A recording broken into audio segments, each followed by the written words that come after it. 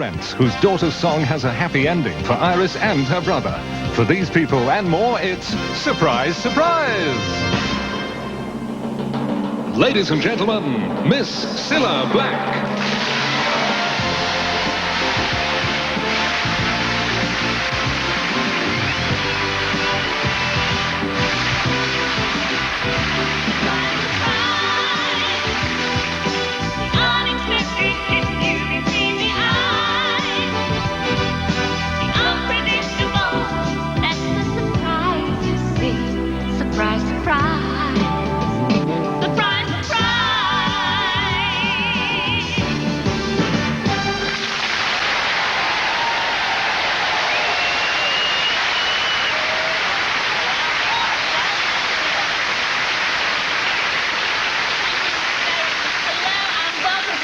Surprise. Here we are 2 weeks into a new series and the letters are flooding in. What are they? Letters. Yes, you got it. Oh, please keep on writing in because we love to hear from you. But I must tell you, I've got to read this letter, you see. This one is from Erica Doubleday. Lovely name that, isn't it? Erica Doubleday from Stone in Stat. Now, it's all about her daughter Melanie. It's a sweet letter. Listen to this. Dear Cilla, my daughter Melanie, who's only 6, is into health and fitness. She loves watching Surprise, Surprise and does her exercises in time to the music. Melanie is also very fussy about her food and she's discovered a lot of my leaflets about diet. And last Sunday she watched you, Cilla, and said, "Hey, Mummy, Surprise, Surprise is like fibre." Oh, what are you thinking about? Now listen. Surprise, Surprise is like fibre. It gives me a satisfying feeling of fullness. I mean, the things that these 6-year-olds come up with. Anyway, Melanie, if you are watching Chucky Egg, keep up the good work. Now, you may or you may not remember a couple of weeks ago on Searchline, Alex Waters appealed for 2 old pals who worked with him on a building. Well, on a building, it was the Forth Road Bridge in Scotland.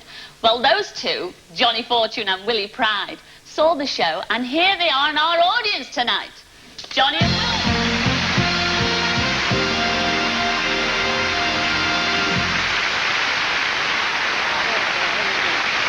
Wonderful. You're Willie. Yeah. And who? Oh, you're Johnny. Yeah. Oh, and look at our Johnny. You've come in the full rig. The whole thing. Yes, you look funny. You do look funny. Now, you can sit down now, Chuck. Now, I must tell you, but 26 years ago, isn't it? That's right. It's 26 years. You owe your life, Johnny, to Willie and a certain man named Alex Wattis. That's him. Yes, but for both of them, because you fell off the blooming bridge, didn't you, Johnny? Yes, you Willie. I mean, you Wally, Johnny. Yes, you Wally, Johnny. Stop it. You're making your own jokes up now, aren't you? Anyway, that was 26 years ago, and through all them years, you've been dying to see. You lost touch with Alex, didn't you? We did that, yeah. Yes. Well, we didn't. We found him, you see. In fact, he's been sitting up there since before the show. Come down, Alex. Say hello to his 2 mates you haven't seen.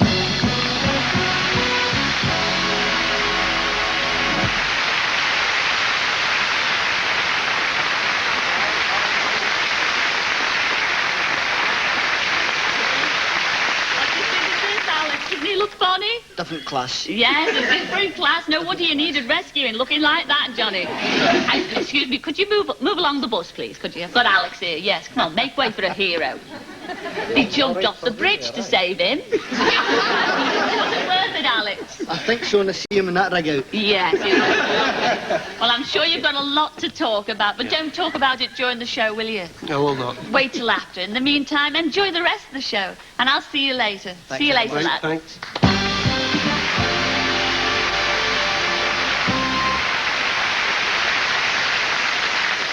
Well, now it's time for our Cillagrams. And as you know, we like to give Cillagrams to special people who deserve it. And Pat Bliss at the Lollipop Lady of Starfield Junior School is a special person, according to her daughter, Geraldine Blake. All the children, teachers, and local residents call her Lollipop Pat.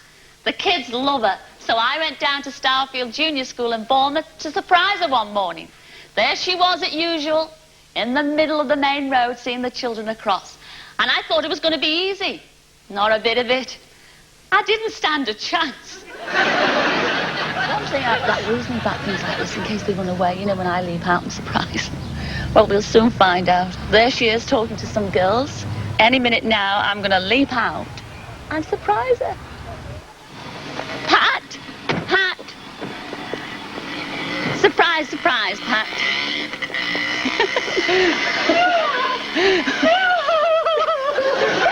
Lovely girl. Oh, you're beautiful. And so are you. That's why I'm here in Bournemouth. No. Isn't it lovely to see you, Oh, anyone who had a heart? Your heart and hold me Pat? It's too early in the morning, Pat. No, it isn't. It is, look. You know, your Geraldine wrote and told me all about you. She told me that you would do this, that you were a singer on the choir. It's Cilla. Say hello, Cilla. All the kids Oh, all you're over. lovely. Oh, thanks. You're more beautiful than ever. Oh, the morning, Pat. Well, do you know all the names as well, don't you? Oh, yeah. You know, we've written a song especially for you. Oh, you haven't? Oh, we have. It's Oh. called Lollipop, Pat. Because you know why I'm here in Bournemouth. No. I'm going to sing you a Cillagram. No. Yes. Oh, yes. You're going Oh. to spend the whole day with us. You can come over. Come on. It's Cilla. Say hello to Cilla. Hello, Angel. What's your name? Richard. On your way to school, Richard? Do you like school? What about you, the girls? Sarah. There's all the girls. Sarah. Yes, you see. Jennifer. And Amy. Hello, Amy. Lucy. Ella, I mean. Lucy. All the names. James. Oh, I think it's wonderful. This is exactly what your Geraldine wrote and told me, that you know all the kids' names. And I believe you give the kids sweets on Oh, Friday. yes. Come on, let's have a sweet. Oh, look. I give these to the birds as well.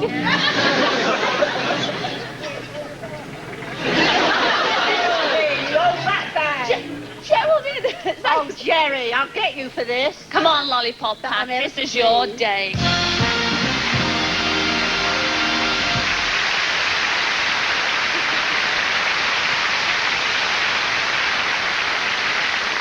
Oh, that was only part of it. We haven't got time to show you the rest. It went on and on. There was a traffic jam. I had to meet a hairdresser. The passing train hooted. He did. Yes, and I thought I'd never get round to the Cillagram. And I wanted to sing it because we had a song especially written all about Pat. Anyway, I did eventually manage to do it.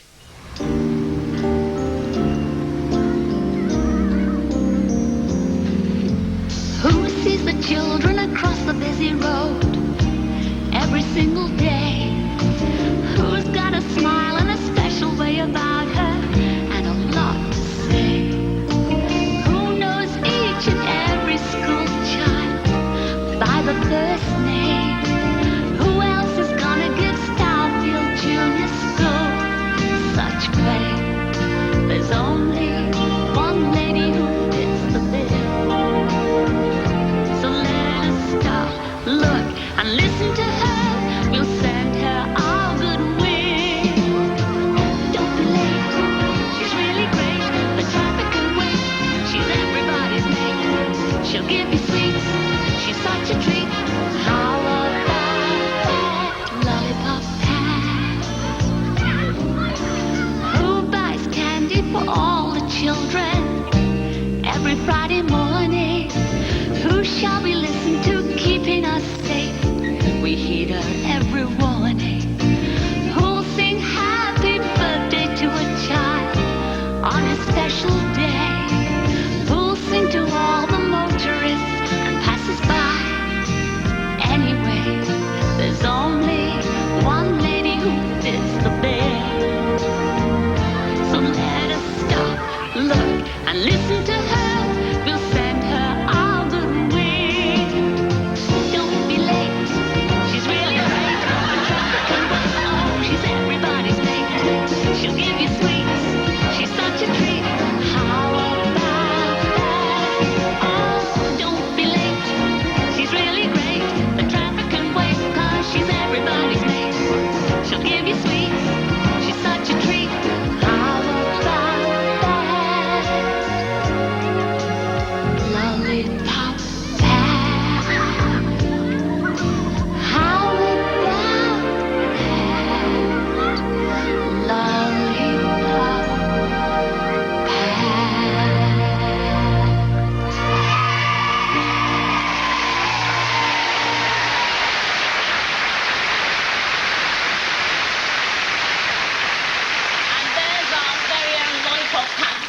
then our audience. Oh, Pat, now you've been lollipopping for 18 years, haven't you? Yes. Yes. Well, keep up the good work, and may your lollipop never wilt.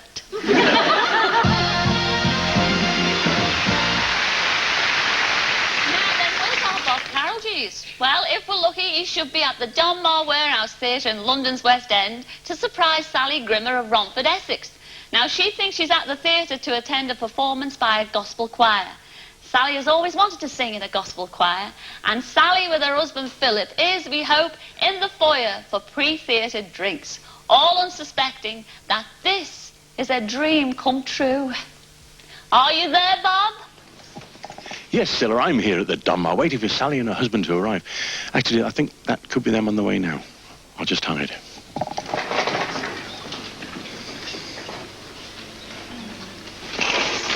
Sally! Hello. Sally Grimmer, surprise, surprise. You've come here to see a performance, haven't you, Sally? Yeah. Wrong. You've come here to give a performance. Because your husband, Philip, here, he's told us that your ambition in life is to sing with the gospel choir, is that right? Yes. Well, that's what you're going to do tonight.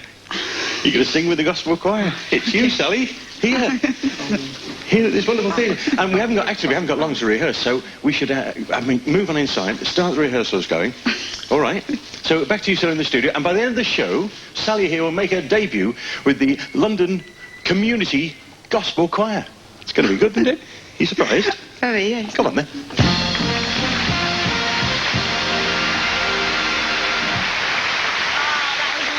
We'll be back to see you later to see how Sally's getting on. Meanwhile, it's the moment I've been waiting for, and I'm sure you have too. Now, you may remember that last week I phoned Kay Harries in Cardiff. Now, what a call that was. Apart from running a business called Outrageous Kissograms, Kay has always wanted to lie down on a bed of nails. Well, whatever turns you on. Now, she should be all dressed up and ready for the part by now, so... Kay, will you join us, please? Come in, Kay.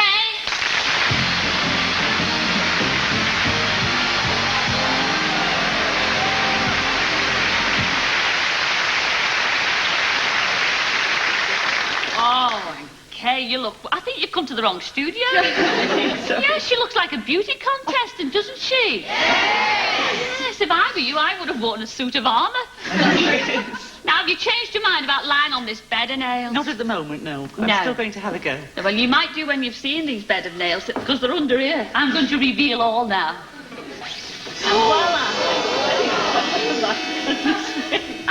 Shock and horror. Oh, and they are real, you know. They look real. Now, you have been on the bed before, haven't you? A very long time ago. A very long time ago. How many years is it since you... at least 20. Now, you told your son that you did do it, and he doesn't believe you. Well, I think the culprit, we should bring him on right now to prove it to. Are you there, Adam? Come in, love.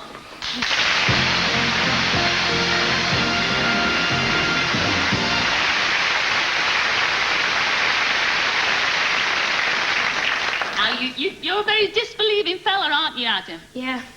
Are you looking forward to your mum going on that bed of nails there? I think so, yeah. Have you seen them?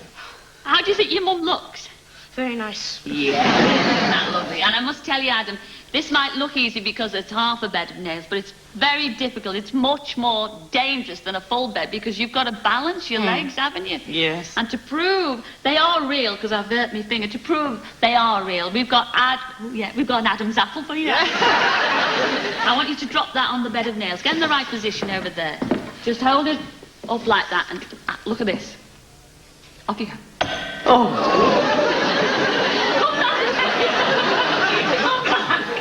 Yes. Don't worry about it. Look at that. Are you ready then, Kay? Just about. Come on. What? How old are you, by the way, Adam? 12. Oh, lovely. You won't live to be 13. All right, can we have a drum roll, Alan, in your own time, Kay? Off you go and lie on those nails.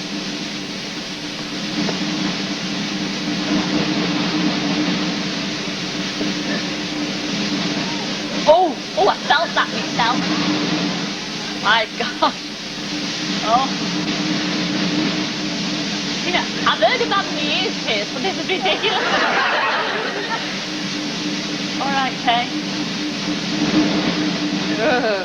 She's on there, she's on. Oh, and there's the back.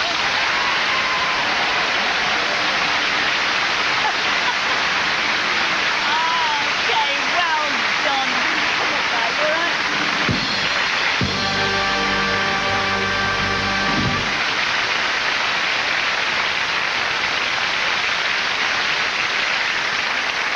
Well, seeing is believing, isn't it, Adam? Yeah. Didn't she do well? Very well. Oh, I've just copped you back. Look at that.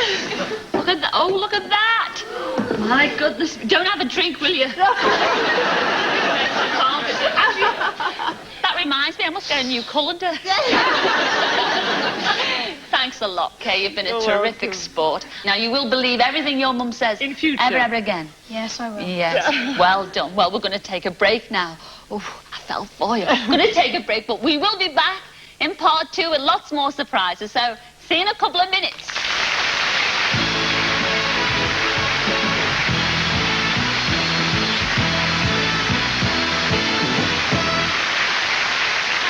Welcome back. Well, it's time I made a phone call. And look at that. Look, it's a wee haggis. It is. Actually, it looks like something our cat's just brought up. Well, it's Robert Burns' night tomorrow night. And Jimmy McManus of Tinnabruick sent me this phone. And there it is. Look at that. Isn't that sweet? Yes, this bonny wee haggis phone. So I thought we'd better use it in honour of Burns' night. You see, I got a letter from Drew McCulley about his father-in-law, John McCormack. Now, that's way up there in Glasgow, bonny Scotland, and it's 9 digits. So here we go.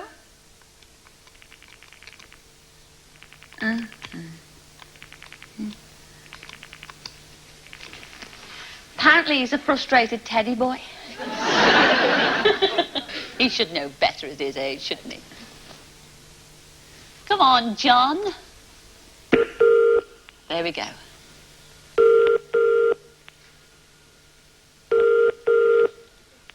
It's long because it's a long way to Glasgow. Hello? Hello, Johnny. Hello? Hello, Johnny. Surprise, surprise. It's Cilla here. It's who? It's Cilla. Oh, who? Cilla Black? Aye. Where from? Well, John, I'm calling you from London. Yes? But as you know, I'm from Liverpool, don't you, Chuck? Yes? Yes. Now, I've had a letter all about you. From who? Well, I'll tell you from who. It's from Drew. That's from who. It's Drew, your son-in-law, John. I'll kill that swine. You'll what? I'll kill him. You will? This is where we're going to put subtitles on the screen. I'll tell you all about it, actually, John. Drew wrote and told me that you keep reminiscing about the 50s, you know. Uh-huh. You keep telling everybody that when you used to dress up as a teddy boy, you were ever so smart. Is that right? Well, a bit of a teddy boy, yes. As smart as a teddy boy could be? Well, yeah. And you also told your Drew that all the girls used to fancy you like mad. Is that right? No, that's a lot of bull. You've had your shirt? Yeah. Have you? Yep. Well, we were wondering, actually, because we're absolutely desperate to see... How old are you now, by the way, John? 48. 48? My goodness me. Well, surprise, surprise, John. We want you to come on the show next week and dress up as a teddy boy. Will you do that? Oh, okay, for a giggle, yeah. Anything for a giggle. What are you going to say to your Drew after all this? I'm just going to slap him right in the gob.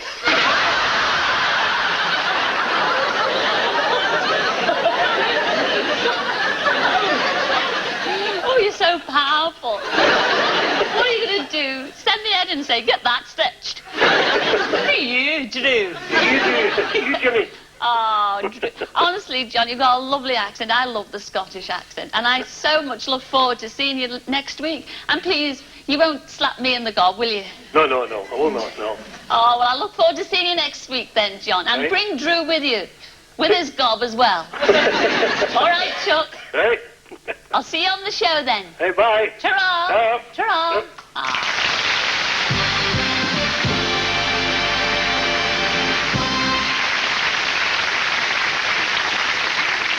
Oh, I shall look forward to that.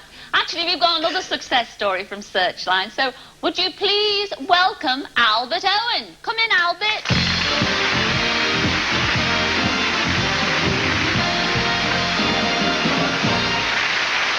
Down there.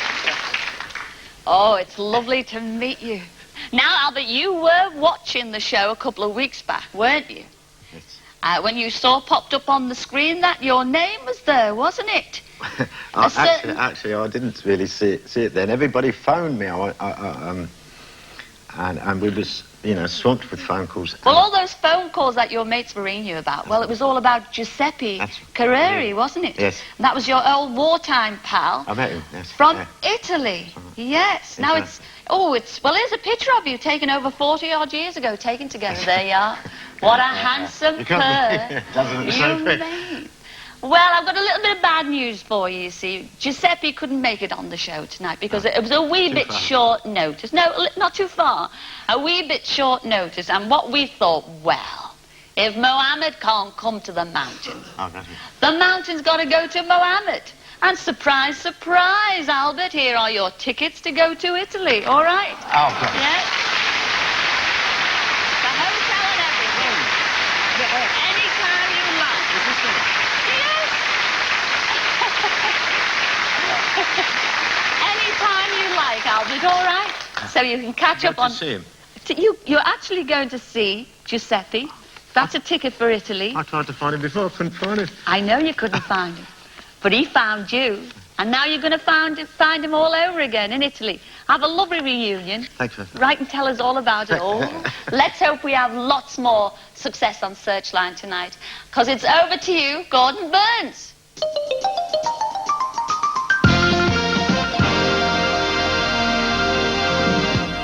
Yes, it's great to see all those reunions brought about by Searchline, and the first thing I have to say is a very big thank you to all of you for the tremendous response we've had to all our Searchline appeals. The phones have been red hot and your letters have been coming in by the sackful. And I'm sure we'll have even more response to our many items in Searchline tonight. And do forgive the voice, got a bit of cold down in the throat here. But we begin this first session with a record request from Joseph Dutton of Blackpool, Lancashire. In the 60s, Joseph, like every other kid at that time, sang with a group. It was called the Sunliners, and at that time he was known as Lee Bennett. In 1964 he actually recorded two songs, Fool, Fool, Fool and Lonely Bachelor Boy. Now Joseph is hoping someone somewhere still possesses his record. And the reason he's so keen to find it again is that Joe, who admits that a copy would be a bit of a collector's item, would like to donate it to a charity auction to help raise the money to buy a brain scanner for the Victoria Hospital in his hometown of Blackpool. Joe would love to be able to do something to repay the hospital who took such good care of him when he was ill last year. So, does anyone possess a copy of this record? If so, and that anyone is you, please, please give us a call. Now, Joe Krotke has written to Searchline in a last-ditch attempt to trace his cousin Frank Tomaszek. When Joe came to England from Poland in 1944, circumstances forced him to leave Frank behind. Since then, Joe has returned several times to Poland to try and trace Frank's movements. On one visit in 1978, his aunt told him that she thought Frank was living in England, somewhere near Birmingham. Joe has tried advertising in the Polish-language newspapers in Birmingham, but he now hopes Searchline will be more successful. So, Frank Tomaszek, if you are out there, please call the Searchline, because your cousin Joe would love to hear from you. Now, at the beginning of the Second World War, there was a fundraising effort which was known as Warship Week. During this period, towns in different parts of the country raised money to build warships. In the county of Cardiganshire, the towns of Tregaron, Aberystwyth, Newquay, Averarron and the area of Typhuside raised £500,000 to build this destroyer, the Tannetside. Peter Davis served on her during the war, and he's looking for shipmates who served with him and any of the fundraisers whose efforts made the building of the ship possible. Well, we move on now to one of our very special personal appeals, and it comes from Vera Wood. On Boxing Day of 1960, I heard a baby crying outside and found a baby on my doorstep in a baked bean box. I took him in and phoned the police, where they took him to Hillingdon Hospital. Being Christmas, they named him Christopher. I would dearly like to meet you again, so if you are out there, Christopher, please get in touch with Searchline, where I will be waiting to see you. Yes, we all hope you do get in touch, and our researchers will be waiting for all your calls tonight until 10 o'clock on 01 222 8000. Well, I shall be back later with more from Searchline, but right now we'll go straight back to Cilla. Thanks a lot, Gordon. See you later.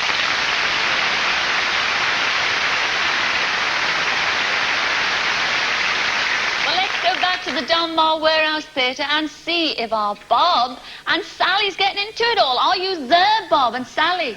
Certainly am. Well, I'm here. As you can hear, they're actually very busy behind me. I'm not sure what song that was, but little harmonies these are going on. I'll go and find out what's it. Basil, this is Basil, by the way. This is... Hello, Basil. Lawrence here is looking after them all. How's it all going, Lawrence? Very well, thank you.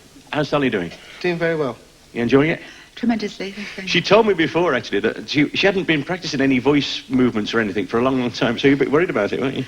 Not really. Getting used to it. Fine.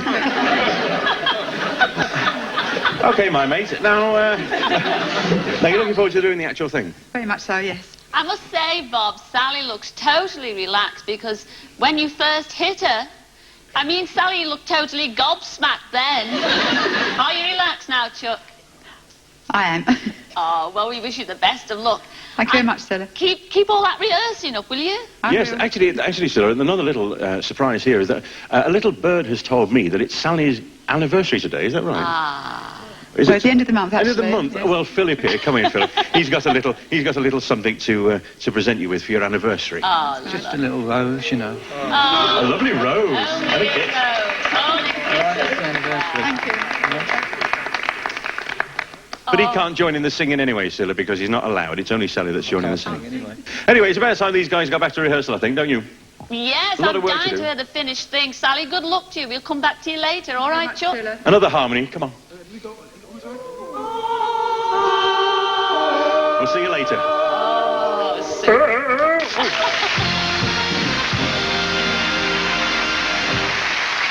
Well, now, as you've seen, we have personal appeals on Searchline. Well, in our audience tonight, sitting with two of his daughters, is a gentleman who's about to make one.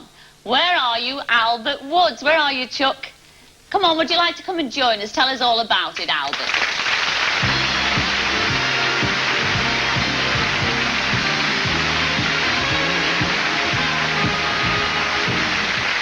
Albert, how'd you do, lad? All right? Have a sit down there, Chuck. Now, Albert, this is what you know all about this Searchline, don't you? I do. Because you're desperate to find your butcher's boy. That's right. Is that right? Now, oh, years and years ago. How many years since you've seen Bob? It's a long, long time ago. 50. 50. No, Could you... about Well, 46. a quick... Yes, 46. Spot on. A quick reminder. See, you used to be a... You was the boss, weren't you? No, I wasn't the boss. You weren't the boss. No, I was a worker. You were the worker. But young Bob was your butcher's boy. Well, he was allowed to work with me. Right. So you're sort of a boss over young Bob, weren't you? Well, we say that. Yes, anyway. but you're a worker, and a lovely work as well. Now, the butcher's that you worked at was in Clapham Junction, is that right? That's right. Yes, and you've been looking for this butcher's boy for so long. If it's not too rude to ask, how old are you? I should be 85 on the 30th of this month. 85, isn't that right? Well, you're 85. You must realise your butcher's boy.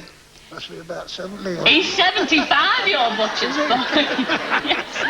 I mean, if you saw him, Albert, would you recognise him? I should think so. Really? Well, we'll soon find out. Because he's coming on now. Come in, Bob Hazelgrove. Come in, Bob.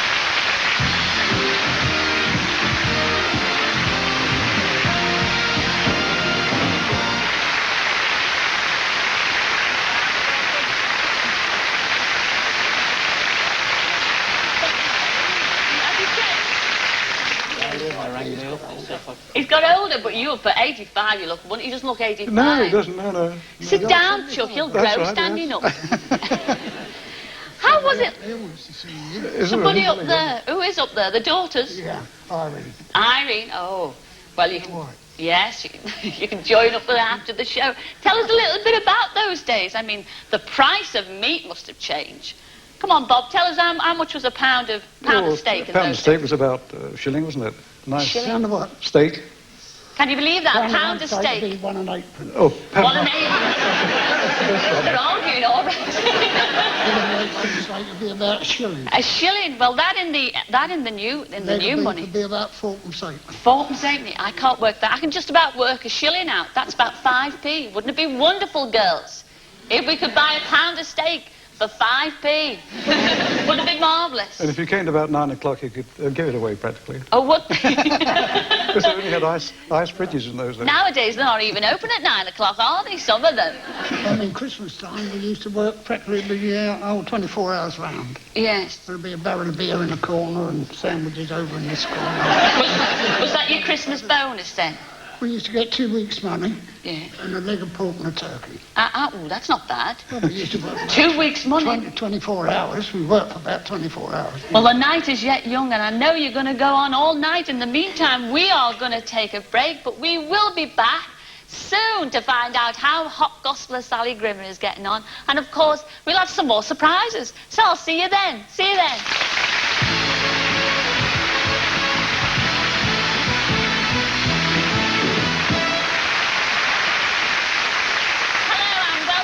Surprise, surprise. Now then, how many of you recognise this good-looking man?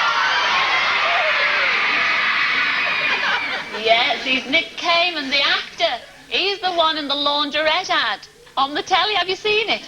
Yeah, oh yes, you know, the one who strips off to wash his jeans. Well, here's the surprise. Nick's got a look-alike. And he's Police Constable Colin Squire, who is aged 22. And is a home beat officer at Southall Police Station in West London. The women police officers there told us Colin's so good, he ought to have been in that ad. So our Bob Cowgies went over to Southall Police Station to nick PC 447 Colin Squire. Well, it's getting very warm in this van. We've heard that he's just arrived and he's in the radio room, I believe, so we better go and find that. Come on. I'm not sure quite where the radio room is.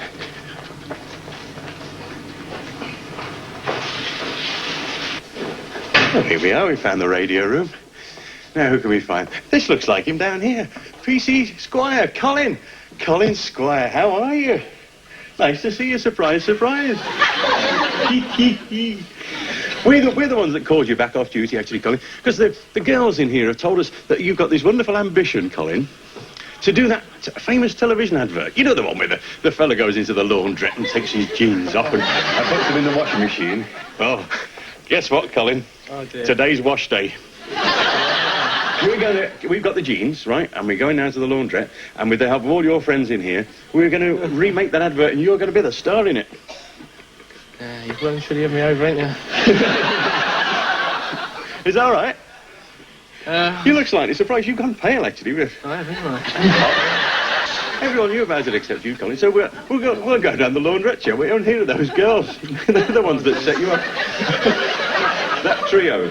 You've got them to blame. I haven't got my best boxer shorts on, so. We've got some boxer shorts for you. I'll show you them. Come on, Colin.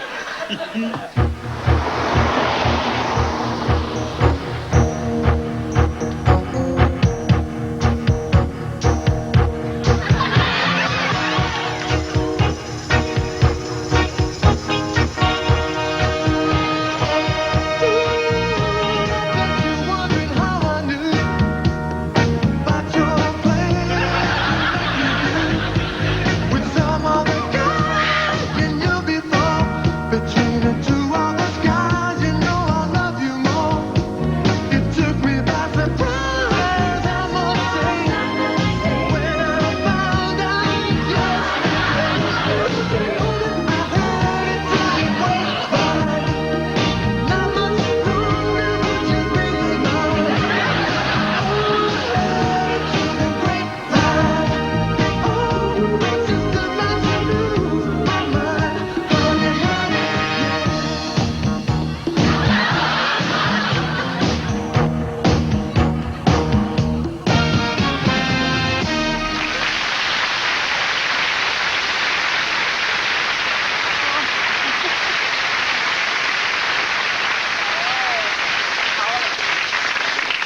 a super piece of film. And did you recognise our stars from the bill? Yes, the lovely Trudy Goodwin and Tony Scannell. And there, I must say, there's our lovely Colin sitting in the audience. You did ever so well, Carl. I tell you something, lad, you can pinch me any time. You can. Well done. And now we're going over to Searchline and another very arresting man, Gordon Burns.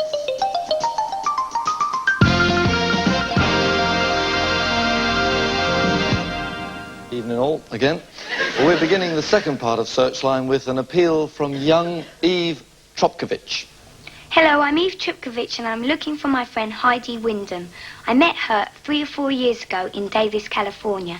She should be 14 or 15 by now, and I would very much like to hear from her. If you are Heidi Wyndham or know of a Heidi Wyndham, please contact the Searchline. I would be very happy to hear from you. Thank you. And I'll give you the number to ring and the address to write to very shortly. Well, back in 1939, Kenneth Bailey, Noel Griffin, Douglas Brady and George Harris ran a non-stop relay around the deck of the North German Lloyd liner Europa as it was sailing from Southampton to New York. And we've got newsreel pictures of the lads setting off on that run almost half a century ago.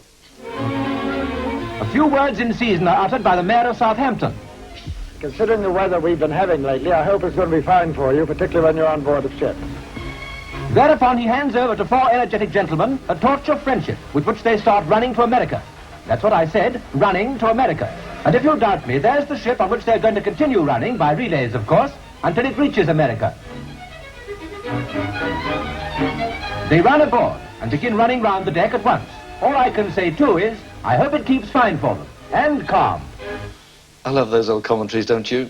Well, it was a run that took the athletes 4.5 days to complete, and between them they covered 997 miles.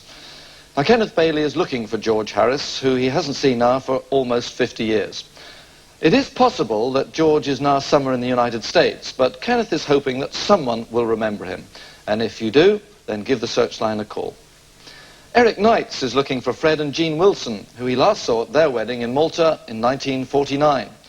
If their wedding photo isn't enough to jog Fred's memory, Eric thinks he will remember this photo taken at RAF Benito in Tripoli, Libya, 1949. Indeed, how could he forget? Fred Wilson, if you are looking in, please give us a ring tonight. Brenda Livingston, chairman of Ryde Carnival Association on the Isle of Wight, contacted Searchline to enlist our help in tracing former carnival queens. 1988 is the 100th anniversary of the association, making it, reputedly, the oldest carnival in England. To help celebrate this occasion, Brenda would very much like to contact these lovely ladies: Shirley Woodward, Sandra Bell, Christine Bolter, Barbara Leith, Molly Ann Dimmock, and 2 more that we haven't got photographs of, Patricia Attrill and Elaine Tickner. So ladies, if you're watching, please get in touch. And now for the quickie section this evening. We are looking for John Edward Joyce, last heard of in Bognor Regis, West Sussex in 1978-79. Christine Tresize and Winnie Smith, who were at the Penta Hotel, Cromwell Road, London in 1974. Leslie Huggins, last seen at the bowling alley in Dagenham 10 years ago. And Dennis Nolan, probably known by his nickname Georgie, last seen 24 years ago in Bayswater, London. If any of you are watching, please call the Searchline. Our researchers will be answering calls until 10 o'clock tonight on, easy to remember, 01222 8000. Or you can write to us at Searchline, surprise, surprise, London Weekend Television, London, SE99 6YW. That's all for this week. Sorry again about the old larynx, but at least Cilla's in good voice, so let's go straight back to her. Thanks. Thanks a lot, Gordon. I hope you better know.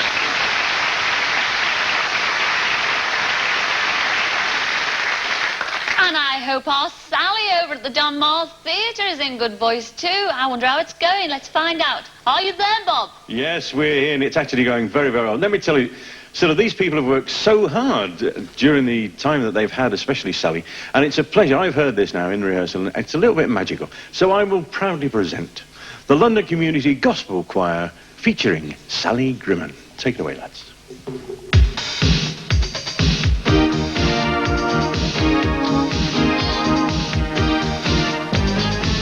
Oh, happy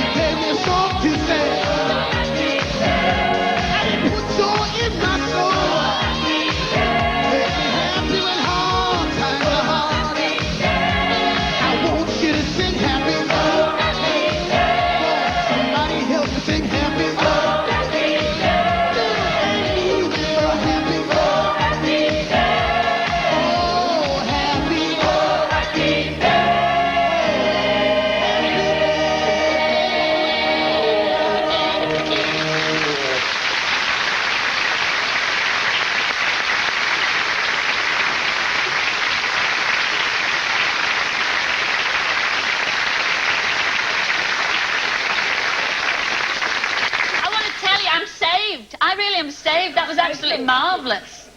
It really was, Bob, wasn't it? It was. I told you it was sensational. It is, isn't it? Absolutely marvellous. And it's all thanks to the London Community Gospel Choir. Thank you all so very, very much. Brilliant. It was marvellous. Thank you.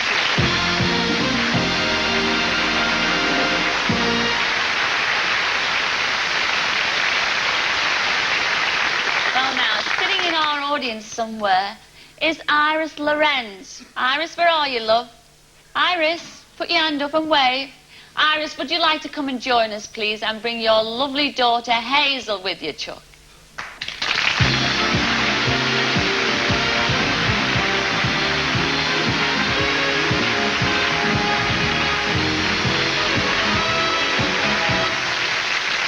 Welcome to Surprise, Surprise. Sit down there, love. Hello, Hazel. How are you? Sit down there. Yes, well, you're looking at your Hazel, yes. She wrote me a lovely letter telling me all about you. I know everything about you, Iris. She wrote a very moving letter. She said that when Hazel was just born, that your husband left you all alone to bring up Hazel. And if it wouldn't have been for your big brother, Fred, you wouldn't have known what to do, because he actually took care of your Hazel and he was your father, really, wasn't he? Up until 1965, and that's when he was made redundant, wasn't he, Iris? And he had to leave England to emigrate to Australia to find work. Well, since then, your Hazel's married, and you've got 2 lovely grandchildren. Isn't that marvellous? You're very lucky. And you are a very musical family.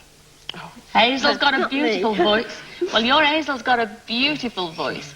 So much so, she wanted a little surprise for you. What she wanted to do was to make a recording to send to your brother Fred in Australia, just to show how things are over here. Well, we did just that. Some days ago, we went up to Derbyshire.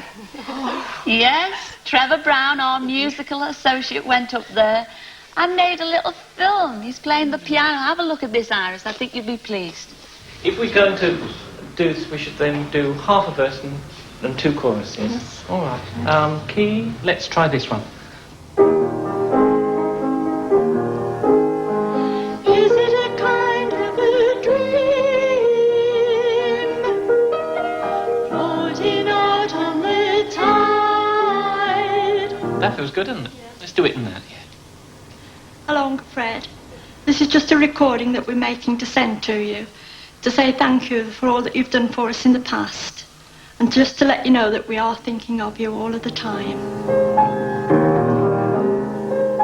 Is it a kind of a dream, floating out on the tide, following the river of death downstream? And what does it mean? Oh, is it a dream? Bright eyes, burning like fire. Bright eyes, how do you close and fail? Why does the light that burns so brightly suddenly burn so pale? Bright eyes, burning like fire.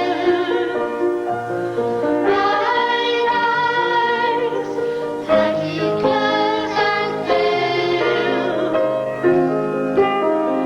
Why does the light that burns so brightly suddenly burn so pale? Bright eyes, bright eyes.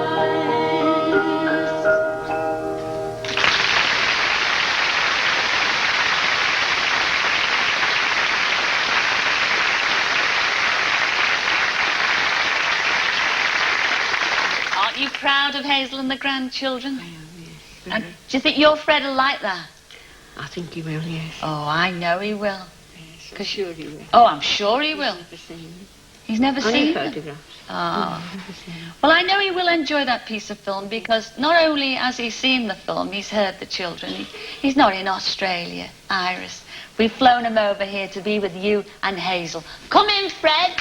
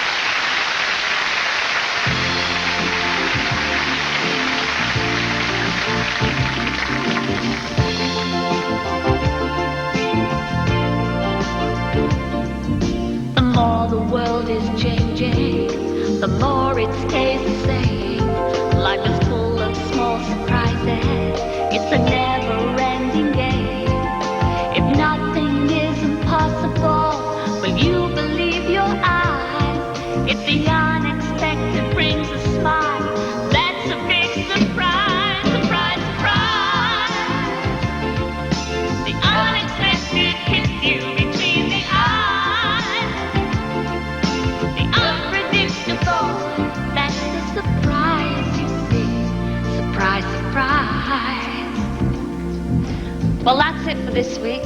Time's flown over again. I'd like to say a very big thank you to all those who've been on the show, especially our Bob Carolgees and, of course, Gordon Burns. We will be back next week with lots more surprises. So until then, ta-ra then, ta-ra!